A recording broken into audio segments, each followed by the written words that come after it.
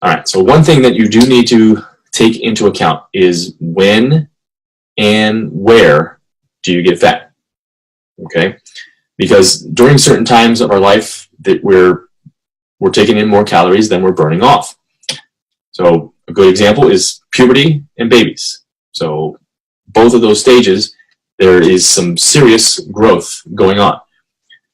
Girls and boys, when they will enter puberty, roughly at the same body fat. And then when they exit it, girls have 50% more body fat and boys have more muscle. And that's basically the start of turning a girl into a woman and a boy into a man, okay?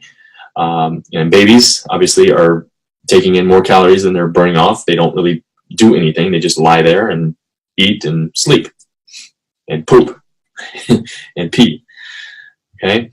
And I'm not sure if you've heard the quote before, teenagers are eating me out of house and home. Mm-hmm.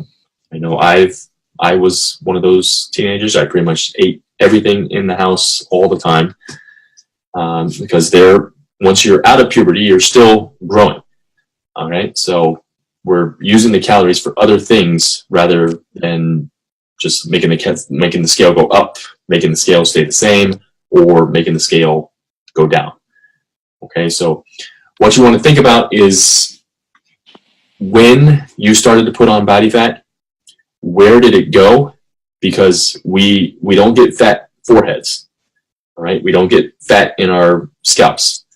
Okay, we get fat in our chins, we get fat in our bellies, hips, butt, thighs, okay? And also think about what your lifestyle was like, okay? How were you living? So those are 3 important questions to ask, because then once you figure those questions out, then we can pretty much reverse engineer things to get you back to health, so to speak. Okay. So based on that, obesity is basically a disorder of excess fat distribution. So that's one of the definitions of it. There's another definition that will come up later in the presentation. So other questions that need to be asked is, why is this person so fat? Or why is this person so fat in these particular places?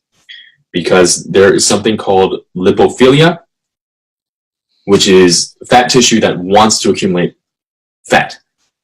Like I said, we don't get fat in our foreheads, we get fat in our chins, right? Certain fat tissue is working independently like a tumor.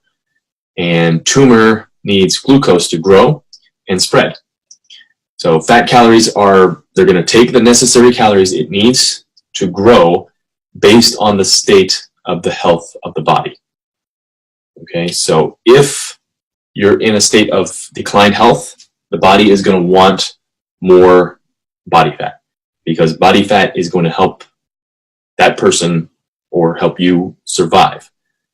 Okay, because fat is the last thing to go when you're in, so it's kind of like survival mode. So fat is the last thing to go when you're in survival mode. So Jason? Yes. So that's if you don't eat enough calories, then your body will hold on to that fat too, correct? Is that kind of in the same premise? Yes, okay. That is correct.